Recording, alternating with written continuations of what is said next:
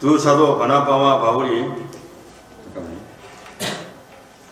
듣고 옷을 찢고 무리 가운데 뛰어들어가서 소리질러 이르되 여러분이 어찌하여 이러한 일을 하느냐. 우리도 여러분과 같은 성정을 가진 사람이라. 여러분에게 복음을 전하는 것은 이런 헛된 일을 버리고 천지와 바다와 그 가운데 만물을 지으시고 살아계신 하나님께로 돌아오게 함이라. 하나님이 지나간 세대에는 모든 민족으로 자기들의 길들을 가게 방임하셨으나 그러나 자기를 증언하지 아니하신 것이 아니니 곧 여러분에게 하늘로부터 비를 내리시며 결실기를 주시는 선한 일을 하사 음식과 기쁨으로 여러분의 마음에 만족하게 하셨느니라 하고 이렇게 말하여 겨우 무리를 말려 자기들에게 제사를 못하게 하니라. 아멘.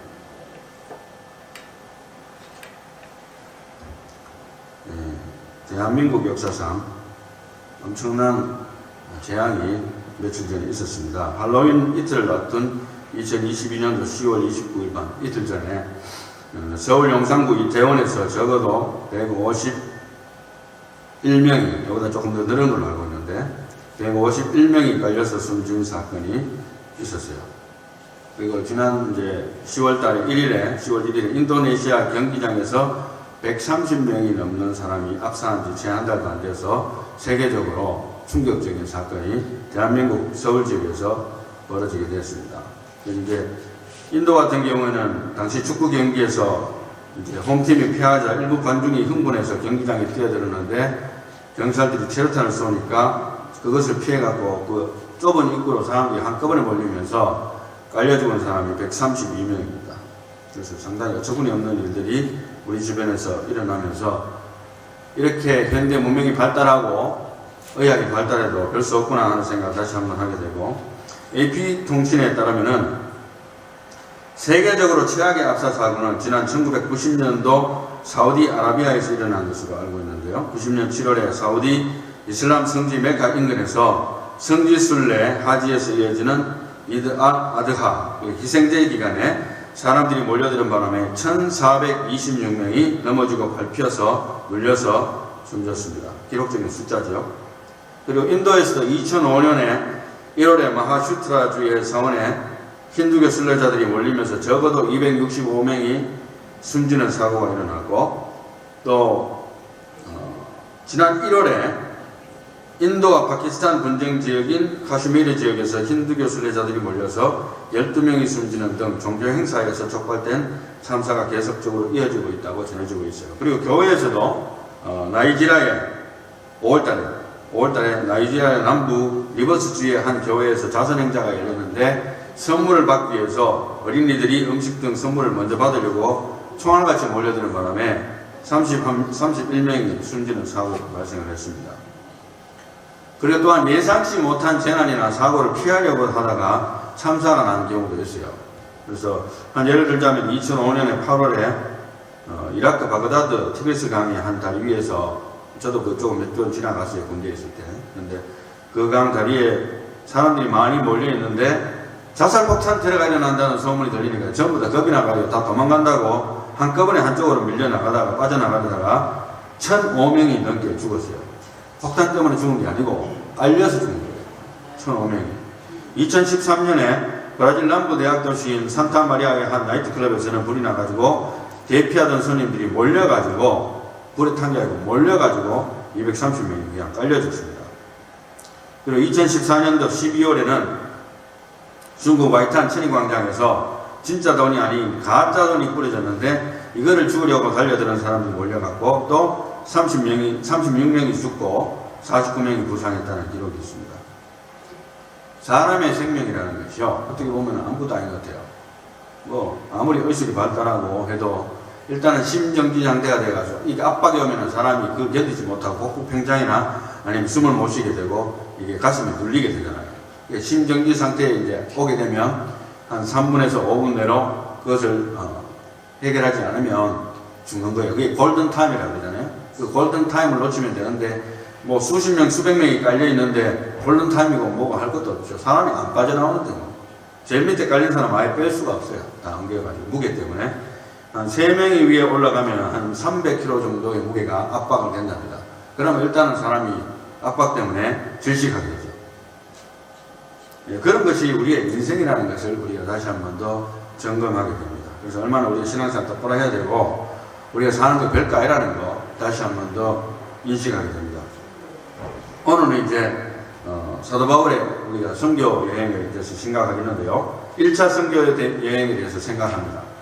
1차 선교 여행은 13장에서 14장 여기서 활동을 하는 것을 우리가 쭉 보면서 얼마나 우리가 선교의 사역에 재밌는 부분들이 있고 또 우리가 목숨을 걸고 하는 사역들이 얼마나 하나님 앞에 가치가 있는 것을 우리가 한번 살펴볼까 하는데요.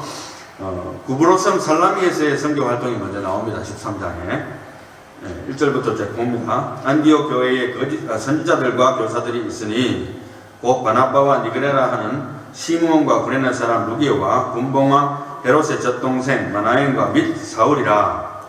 주를 섬겨 금식할 때에 성령이 이르되 내가 불러 시키는 일을 위하여 바나바와 사울을 따로 세우라. 하나님이 명령하신 거예요. 기도하면서 이제 금식하니까 교회에서도 하나님의 메시지가 와서 그래서 따로 세웁니다. 그래서 이에 금식하며 기도하고 두 사람에게 안수하여 보내니라. 두 사람이 성령의 보내심을 받아 실루기아 항구에 있는 항구인데요. 실루기아에 내려가서 거기서 배 타고 구브로로 가서 살라미는 구브로 섬의 동북부의 항구 도시입니다.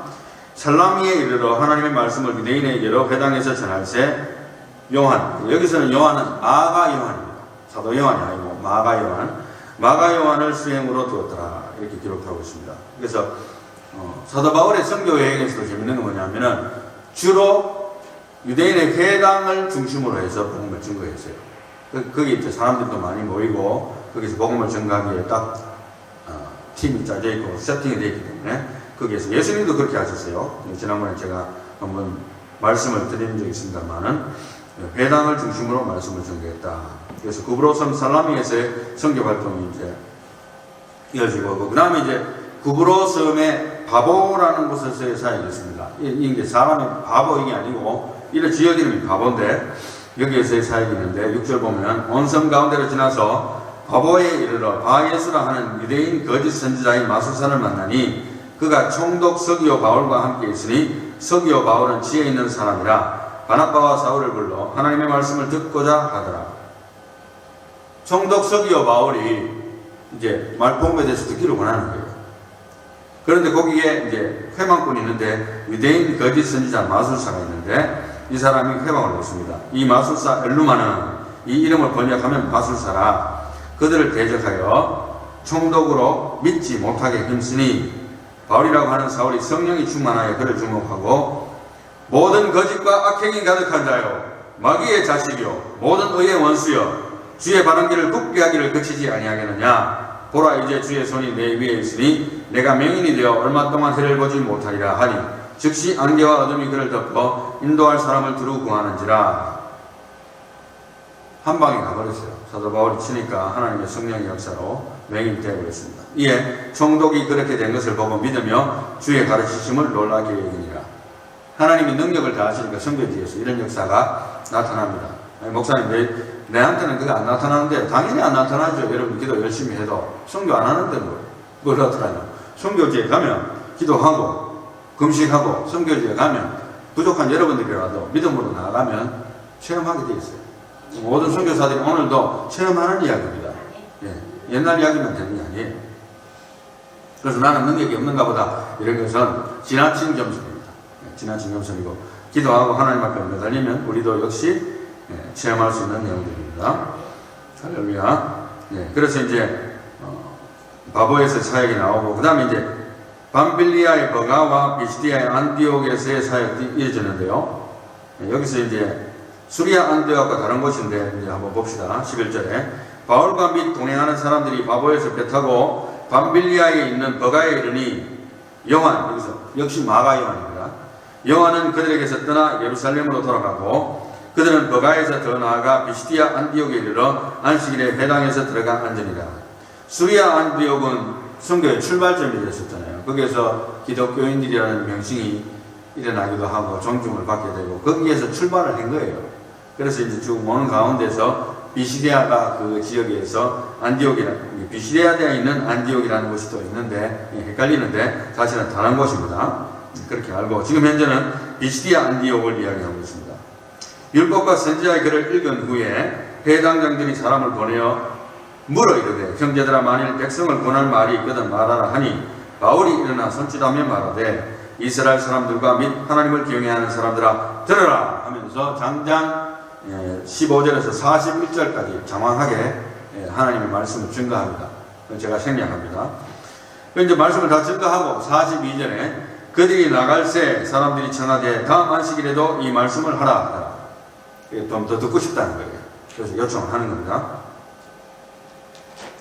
그렇게 해서 비시디아 안디옥 회당에서의 설교가 계속되어지고 그 결과가 나오는데요. 43절에 회당의 모임이 끝난 후에 유대인과 유대교에 입교한 경건한 사람들이 많이 바울과 바나바를 따르니 두 사도가 더불어 말하고 항상 하나님의 은혜 가운데 있으라 권하니라. 이제 결과가 좋은 거예요.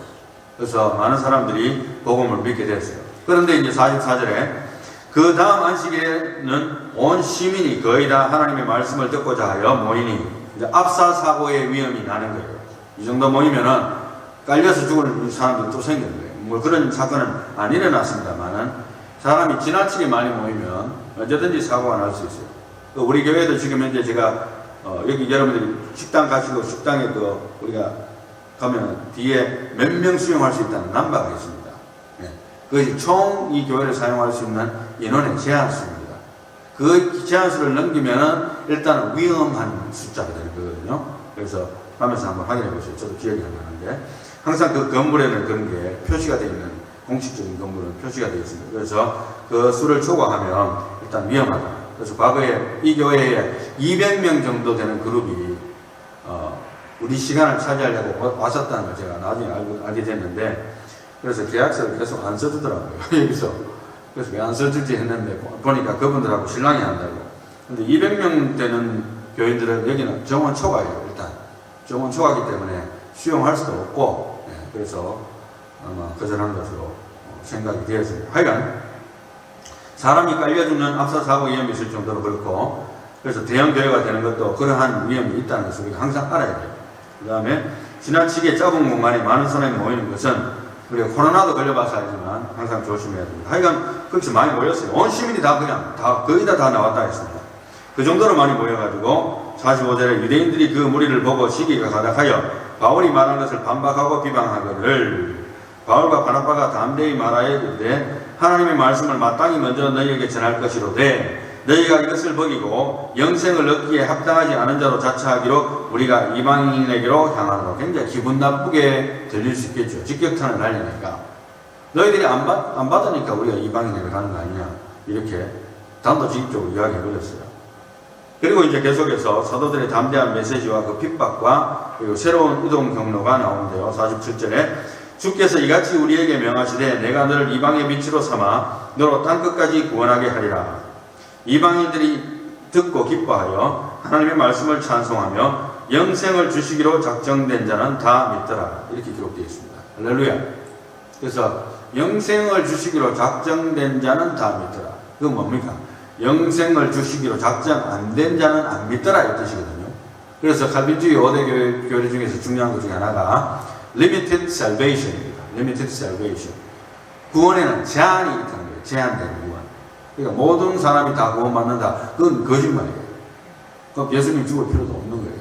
다 구원받는데 뭐. 그죠? 가만 놔둬도 다 구원받는데 뭐 십자가의 희생이 필요합니까? 말이 안 되는 거죠. 그래서 Limited Salvation. 영생을 주시기로 작정된 자는 다 믿더라. 49절에 주의 말씀이 그 지방에 두루 퍼지니라. 이에 유대인들이 경건한 기부인들과 그 신의 유력자들을 선동하여 바울과 바나바를 박해하게 하여 그 지역에서 쫓아내니 꽤 경건하다는 사람들도 넘어갈 수 있어요. 왜냐하면 그때 당시로는 신약과 구약의 트랜지션 타임이기 때문에 많은 혼란이 있습니다. 유대인들 내에서도 이게 정말인지 아닌지 헷갈리기도 하고 그러니까 선동하면 잘 선동이 되는 그런 시대입니다. 그래서 경건하다고 하는 사람들도 선동의 대상이 될 수가 있습니다. 마치 대한민국의 촛불 시위처럼 촛불로 시작하면 촛불로 망한다는 말까지 나오는데 무조건 촛불 들고 나간다고 다 상책이 아니에요. 무엇이 진실인지를 알고 움직여야 되는데 아마 모르는 거 모르고 해놓은 사람도 많을 거예요. 속아 넘어가고. 그렇게 해서 군중 심리에 그때 당시로 이러한 일들이 자주 있었다는 것을 알 수가 있습니다. 그래서 바울과 바나바를 박해하여 그 지역에서 쫓아내니 두 사람이 그들을 향하여 발에 티끌을 떨어버리고 이고니온으로 가거늘 제자들은 기쁨과 성령이 충만하네. 이제 이고니온으로 이동합니다. 그러니까 항상 이 보면 루틴이 이제 나오잖아요.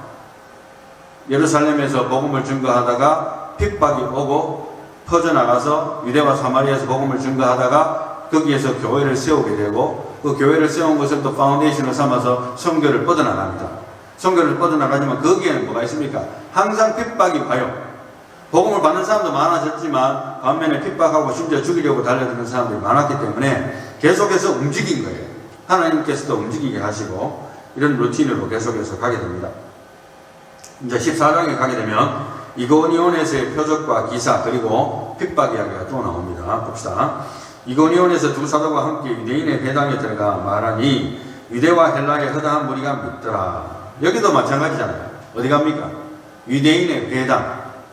역시 마찬가지입니다. 복음을 증거하는 주 타겟이 유대인의 회당에 들어가서 복음을 증거하는 수단을 썼어요. 그러나 순종하지 아니하는 유대인들이 이방인들의 마음을 선동하여 형제들에게 악감을 품게 하거늘. 역시 선동자들이 나오는 거죠. 그 다음에 두 사도가 오래 있어 주를 힘입어 담대히 말하니 이제 웬만한 핍박에는 끄떡도 안 하는 거예요. 워낙 핍박을 많이 받아가지고 죽이려고 달려들지 않는 다음에는 버티고 있으면서 복음을 증거했어요. 그래서 주께서 그들의 손으로 표적과 기사를 행하게 하여 주사 자기 은혜의 말씀을 증거하시니 그 시내의 무리가 나뉘어 유대인을 따르는 자도 있고 두 사도를 따르는 자도 있더라. 이방인과 유대인과 그 관리들이 두 사도를 모욕하며 돌로 치려고 달려드니 이제 무리를 지어가지고 완전히 죽이려고 달려드는 거예요. 이 상황까지 갑니다. 이제 그 상황에서 이제 6절에 그들이 알고 도망하여 사도들이 도망합니다. 루가오니아의 두 성 루스드라와 더베와 그 근방으로 가서 거기서 복음을 전하니라. 그래서 쉽게 말하면은 복음을 증거하고 많은 사람들이 굴복하지만은 핍박이 와도 견디다가 그래도 핍박이 심해지면 이동을 합니다. 도망가세요. 이게 도망가는 것이 잘못은 아니에요. 그래야지 또 복음을 증거하기도 하고 하나님께서 무조건 핍박하는데도 난 여기 있을래. 이게 무조건 용기 있는 것만은 아니에요. 도망가는 것은 전혀 잘못이 된 게 아니에요. 단지 이제 제가 늘 말하지만 당신이 예수 믿을 것만 안 믿을 거냐 이걸 물어볼 때에 목숨을 건지기 위해서 난 안 믿겠습니다 하면 이제 배신이 되는 거예요. 마치 제가 언젠가 이야기하는 건 모르겠는데 미국 군인으로서 아니면 한국 군인으로서 적군들에게 잡혔어요. 적군들을 잡혔는데 내가 1급 비밀을 가지고 있는 소유자입니다. 그런데 적군들이 나에게 너 1급 비밀 드러나. 네 이름하고 계급 외에 그거는 기본적으로 줄 수 있어요. 포로나도. 그렇지만은 1급 비밀 드러나라 했을 때 내가 1급 비밀을 틀어놓으면 목숨의 위협 때문에 드러났다 하더라도 나는 매국노가 되는 것이고 만약 그거 1급 비밀을 지키면 나는 영웅이 되는 거예요. 중간은 없어요. 그 상황에서. 그거 똑같은 겁니다. 그래서 많은 사람들이 예수를 부인해도 하나님 용서하신다. 물론 베드로처럼 용서하시죠. 그렇지만은 그런 믿음 갖고 있다면 큰 코 다칩니다. 회개할 기회도 없고 마음의 화인을 맞아서 주님을 부인하는 죄로 인하여서 자기가 어떻게 될지 어떻게 알겠어요. 그래서 그런 생각 가지고 있는 것은 굉장히 아니라는 생각이라는 것을 제가 말씀을 드리는 거예요. 주님을 부인해도 하나님 용서하시겠지. 천만의 말씀. 그건 정말 특별한 은혜로 회복이 되는 것이지 내가 부인했는데 천국 가리라 쉽게 생각하는 것은 아니란 신앙생활자입니다. 제가 분명히 그 말씀드립니다. 그래서 목숨을 걸고 우리가 예수의 이름을 지켜야 됩니다. 그것이 우리 신자들의 발걸이고 천국 가는 비결입니다. 할렐루야. 그래서 이제 도망해서 루아고니아의 두 성 루스드라와 더베와 그 근방으로 가서 거기서 복음을 전하리라. 루스드라에 발을 쓰지 못하는 한 사람이 앉아 있는데 나면서 걷지 못하게 되어 걸어본 적이 없는 자라. 바울이 말하는 것을 듣거늘 바울이 주목하여 구원받을 만한 믿음이 그에게 있는 것을 보고 큰 소리로 이르되 내 발로 바로 일어서라 하니 그 사람이 일어나 걷는지라. 할렐루야. 또 기적을 베풀어 주시고 무리가 바울의 한 일을 보고 루가오니아의 방언으로 소리질러 이르되 신들이 사람의 형상으로 우리 가운데 내려오셨다. 이제 루가오니아의 루스드라 성에서 일어난 사건의 굉장히 중요한 핵심 포인트는 뭐냐면 사도들에 대한 신격화의 문제입니다. 신격화. 이게 굉장히 무서운 건데요. 그래서 사람들이 이제 신이 내려왔다 이런 거예요. 그래서 바나바는 제우스라 하고 바울은 그 중에 말하는 자입으로 헤르메스라 하더라. 시외 제우스 신당의 제사장이 소와 화관들을 가지고 대문 앞에 와서 무리와 함께 제사하고자 하니 바울과 바나바를 위해서 제사하겠다는 거예요. 신들이 왔기 때문에. 신들이 인간의 형상을 믿고 왔기 때문에 우리가 이분들한테 제사해야 된다. 이게 난리 난 거예요. 그러니까 이제 두 사도 바나바와 바울이 듣고 옷을 찢고 무리 가운데 뛰어들어가서 소리질러. 오늘 본문 말씀 시작되죠. 이르되 여러분이여 어찌하여 이런 일을 하느냐. 우리도 여러분과 같은 성경을 가진 사람이라. 여러분에게 복음을 전하는 것은 이런 헛된 일을 버리고 천지와 바다와 그 가운데 만물을 지으시고 살아계신 하나님께로 돌아오게 함이라. 하나님께서는 할로윈 축제 같은 걸 하는 걸 우리 믿는 사람들이 하는 걸 기뻐하지 않으십니다. 안 믿는 사람들이야 몰라서 한다 칩시다. 모르니까 그죠? 그렇지만 우리 믿는 사람이 가가지고 나도 할로윈 축제 갈래. 하나님 기뻐하실까요? 안 하시죠. 그래서 분명히 우리는 헛된 일을 버리고 있잖아요. 조금 전에 말했듯이 사람을 신이라 여기고 일단 눈에 띄는 것에 의존하는 거잖아요. 그렇게 해서 놀라운 일들이 기적이 일어나니까 사람을 섬기라는 거예요. 노. 하나님만 섬겨야 된다. 그렇게 해서 헛된 일을 버리고 천지와 바다와 그 가운데 만물을 지으시고 살아계신 하나님께로 돌아오게 하는 것이 목적이 아닌가. 그런데 왜 우리를 섬기느냐죠. 하나님이 지나간 세대에는 모든 민족으로 자기들의 길들을 가게 방임하셨으나 그러나 자기를 정언하지 아니하신 것이 아니니 곧 여러분에게 하늘로부터 비를 내리시며 결실기를 주시는 선한 일을 하사 음식과 기쁨으로 여러분의 마음에 만족하게 하셨느니라. 하나님이 모든 천지 만물을 지으신 이 질서를 통해서도 하나님의 존재를 알 수 있는데 이렇게 이야기하는 거예요. 그래서 핑계대지 못한다는 걸 말하고 있고 이렇게 말하여 겨우 무리를 말려 자기들에게 제사를 못하게 하니라. 이게 바람직한 거예요. 지난번에 헤롯처럼 나를 신격화 시키는구나. 나도 기분 좋네. 목회자도요 교회에서 반신격화 되는 수가 있어요. 그래서 심지어는 그게 발전하면은 이제 이 이단의 교주 노릇을 하는 거예요. 교주. 그래서 내가 하나님이다. 내한테 잘하면은 너희도 축복받는다. 심지어는 나한테 전부 결혼하면 너희들이 축복받는다. 이렇게 해서 사이비 종교가 탄생하잖아요.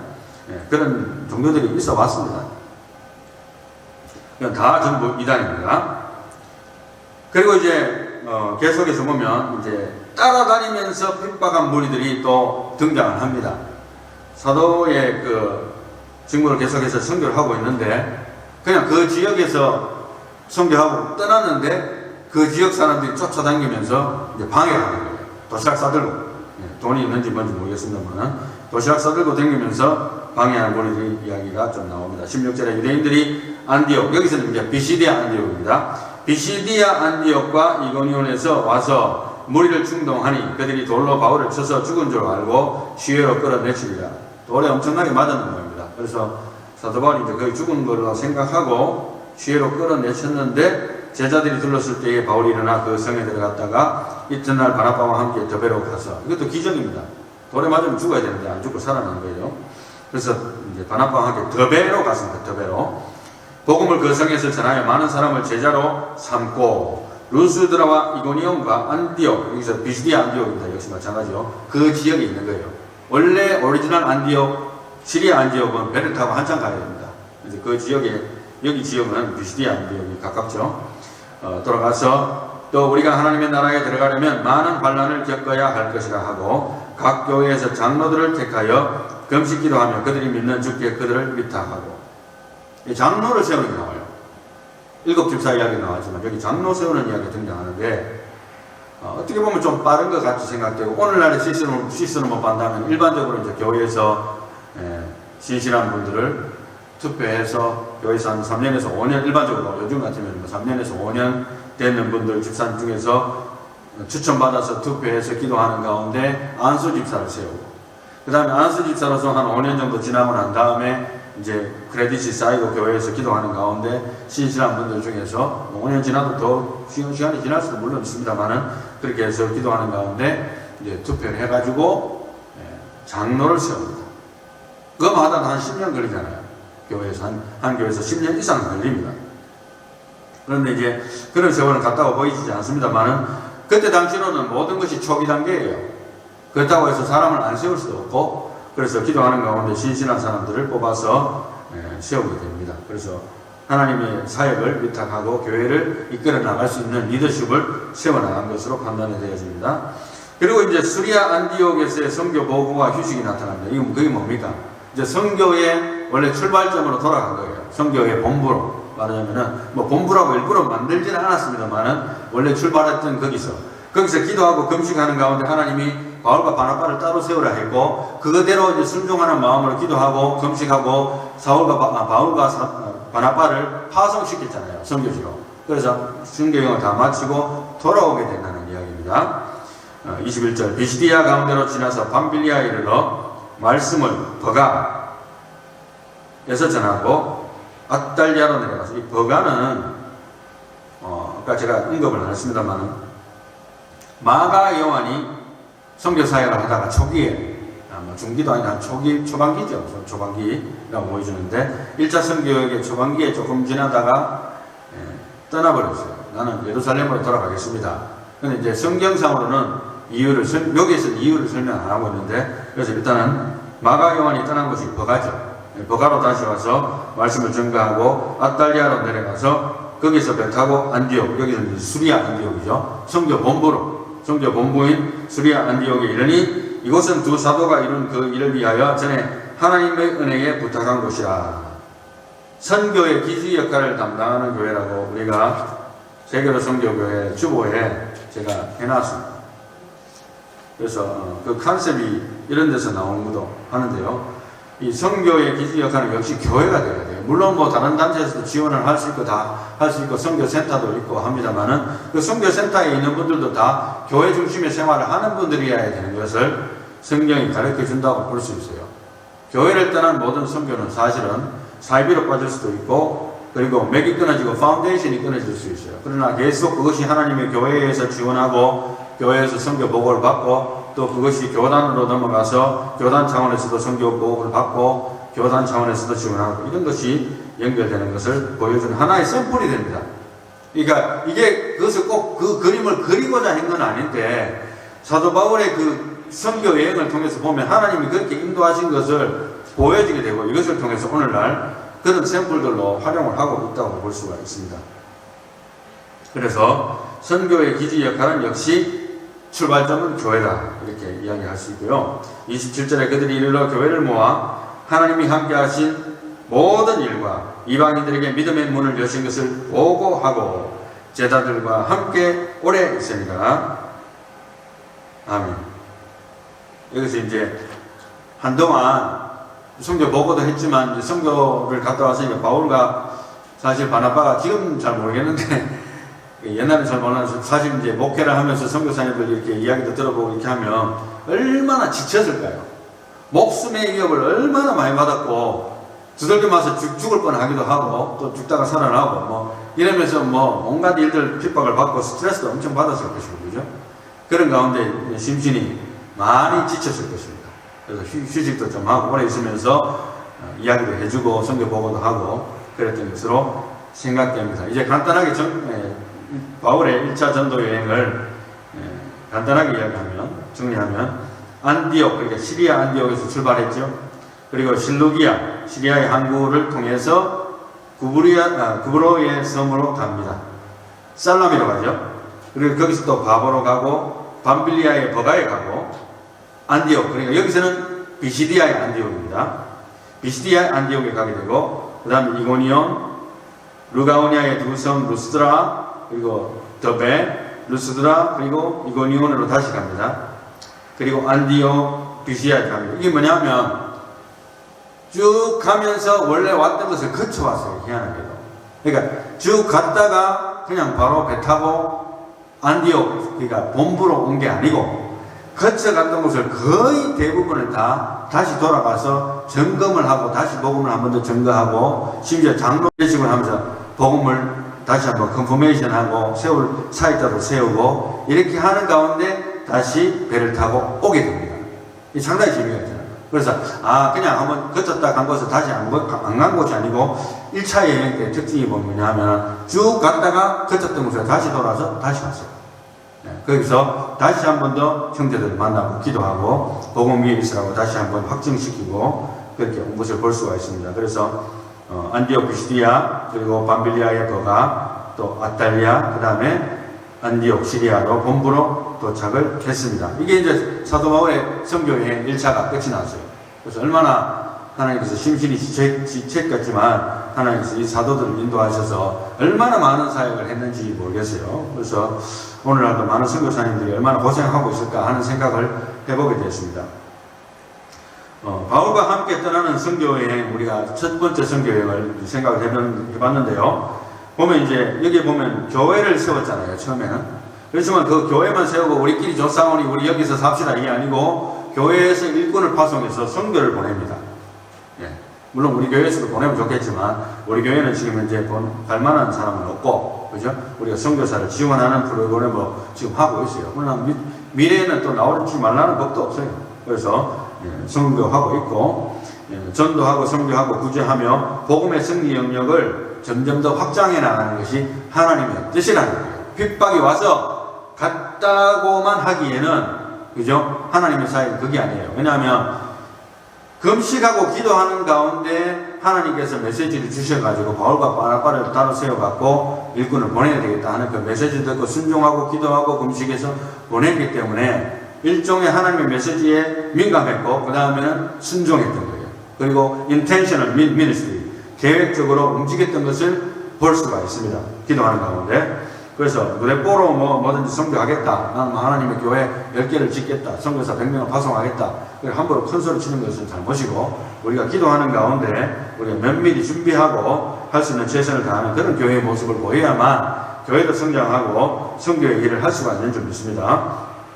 그래서 우리 교회는 이제 2023년을 생각하면서 세계 선교도 계속해서 지원하겠습니다만은 선교의 기지 역할을 감당하는 교회에서의 모습을 감당해 나가는데요.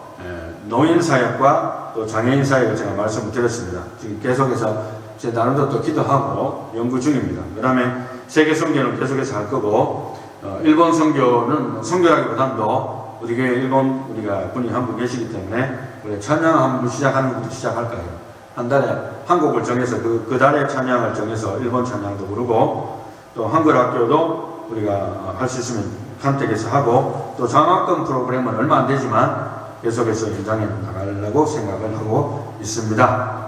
그래서 오늘 결론은 사도 바울의 1차 선교를 통해서 결론을 내리자면은 나와 그리고 가정과 교회는 하나님의 복음이 완전히 지배하는 영역을 확장해 나가야 된다. 이것이 오늘의 결론입니다. 그래서 나에게 복음이 확장돼야 되고 먼저 복음으로 성장해야 되고 두 번째는 나의 가정이 복음으로 더욱더 충만해져야 되고, 그죠? 내 가정 난 필요 없어 어떻게 되든지 알게 뭐야 예수 안 믿는데 이렇게 할 게 아니고 내 가정이 복음으로 충만해지고 그리고 아울러서 교회가 하나님의 복음이 완전히 지배하는 영역을 확장해 나가는데 선교해 나가야 된다. 이것이 오늘의 결론입니다. 그게 나와 무슨 상관인가? 이것이 가장 중요한 건데 우리가 가만히 있으면 죄를 짓게 됩니다. 우리가 가만히 앉아서 나는 여기가 조사원이 우리끼리 모여서 밥이나 먹고 그냥 예배 마치면 끝냅시다. 이런 생각 가지고 있으면은 교회도 성장하지 않고 하나님께서도 어떻게 보면 쳐서라도 우리 선교하게 하실 거예요. 문화없어. 그죠? 그런 일이 생기기 전에 우리가 먼저 기도하는 가운데 하나님의 선교를 이어나가야겠다 하는 그 생각을 가지는 것이 중요한 것 같아요. 목회자뿐만 아니라 여러분도 마찬가지입니다. 그래서 나와 가정과 교회가 부흥할 수 있는 기도를 내가 먼저 할 수 있는가. 그래서 우리의 삶의 그 믿음의 그 패턴 자체는 아주 간단한데 세 가지로 말씀드릴 수 있습니다. 세 가지로. 결론적으로 말하면은 나와 가정과 교회가 영적으로 성장하고 성숙하고 성교를 하려면 기도해야 되는 거예요. 첫째로. 그 다음에 기도만 할 것이냐? 계획을 세워야 돼요. 물론 사도 바울이 또 연합파가 어떤 구체적인 계획을 세웠다는 것은 안 나오지만 중간중간에 어디로 가야 됐다는 것을 성령께서 지시 안 할 때는 난 안 움직이겠습니다. 이렇게 해서 움직인 건 아니라고 봐요. 그래서 기도하는 가운데 핍박이 오면 우리가 어디로 갈까? 원래 계획했던 루틴을 따라가지고 그 지역에 퍼져나가면서 루틴을 만들어서 또 돌아올 때는 뭡니까? 왔던 곳을 거쳐서 한 번 더 믿음을 점검하고 사역자들도 세우고 장로도 세우고 그렇게 하는 계획적인 미니스트리를 했다. 그래서 intentional ministry입니다. 나의 삶도 마찬가지고 나의 가정도 마찬가지고 교회도 마찬가지예요. 우리 이제 연말이 우리 교회는 11월 말이 연말입니다. 그래서 12월 달부터 새해로 해가지고 우리가 계획을 잡거든요. 그런데 먼저 기도하고 여러분들 생활도 마찬가지로 기도하고 저도 마찬가지입니다만은 개인적으로도 기도하고 그 다음에 계획을 해보요. 하나님 앞에서 우리가 계획적인 삶을 살자. 그 다음에 세 번째는 실천하자는 거예요. 실천 가능하지 않는 목표 세우는 것보다도 작은 목표라도 우리가 실천 가능한 목표 그걸 위해서 우리가 기도하는 거예요. 그래서 여러분들의 삶에 어떤 영역이 있는지 모르지만 선교와 구제와 전도를 위해서 내가 어떤 기도를 하고 있는가. 목사님 난 1년 365일째도 전도 내가 못했는데 어떻게 안 되는지 모르겠습니다. 그러면은 지난번에 제가 전도의 시작은 뭐라 했습니까? 기도를 했죠. 내가 전도를 위한 기도가 없다면 이제는 기도 제목에 전도를 위한 기도를 하세요. 하셔가지고 기도하고 그 다음에 그걸 위해서 계획하고 실천, 순종하는 게 중요합니다. 그러면 다시 또 기도하는 거예요. 거기 위해서. 이게 마침 선교회처럼 우리의 삶의 루틴은 기도, 계획, 실천, 그리고 다시 기도로 돌아갑니다. 이 계속해서 로테이션 되는 거예요.